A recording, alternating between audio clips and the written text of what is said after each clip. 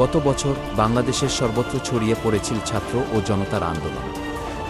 সেই আন্দোলনের দমনের অভিযানে প্রাণ হারিয়েছিলেন বহু মানুষ।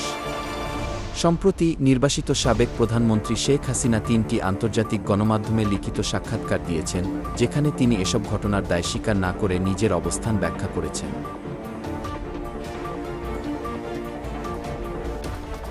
গত বছরের জুলাইয়ে শুরু হয় ছাত্রনেতৃত্বাধীন আন্দোলন, যা দ্রুত সারা দেশে ছড়িয়ে পড়ে। বিভিন্ন প্রতিবেদন অনুযায়ী সেই সময় সহিংসতায় প্রায় ২,০০০ জনের মৃত্যু ঘটে। শেখ হাসিনা এখন বাংলাদেশে নেই। তিনি ৩টি আন্তর্জাতিক সংবাদ মাধ্যম যেমন রয়টার্স, এফপি এবং ইন্ডিপেন্ডেন্টকে ইমেইলের মাধ্যমে সাক্ষাৎকার দিয়েছেন। সাক্ষাৎকারে শেখ হাসিনা দৃঢ় অবস্থান নিয়েছেন। তিনি বলেছেন তিনি কোনো ক্ষমা প্রার্থনা করবেন না। প্রতিটি প্রাণহানিতে তিনি দুঃখ প্রকাশ করেছেন, কিন্তু ব্যক্তিগতভাবে দায় স্বীকার করেননি।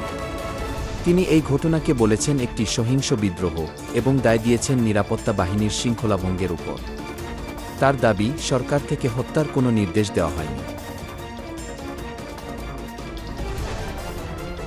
হাসিনা আরও জানান, তার সরকার একটি স্বাধীন তদন্ত কমিটি গঠন করেছিল, তবে পরবর্তীতে অন্তর্বর্তীকালীন প্রশাসন সেই তদন্ত বন্ধ করে দেয়।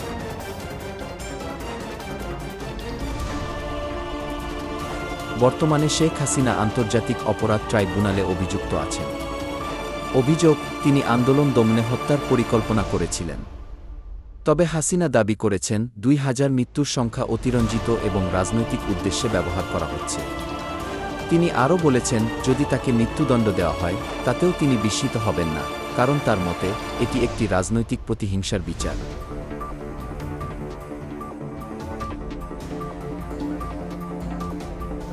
নিজের নির্বাসন প্রসঙ্গে তিনি জানান, গত আগস্টে দেশ ছেড়েছেন কারণ বাংলাদেশে থাকা অসম্ভব হয়ে পড়েছিল, তবে তিনি এখনও গণতন্ত্র ফিরিয়ে আনার প্রতি অঙ্গীকারবদ্ধ।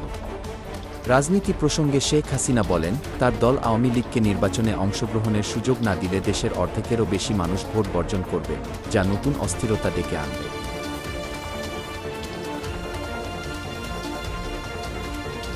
সারসংক্ষেপে বলা যায়, শেখ হাসিনা ক্ষমা চাননি, বরং দায়িত্ব অস্বীকার করেছেন। তিনি ঘটনাকে বিদ্রোহ বলেছেন, দায় দিয়েছেন নিরাপত্তা বাহিনীর ওপর, আর চোখ রাখছেন বাংলাদেশের ভবিষ্যৎ রাজনীতিতে।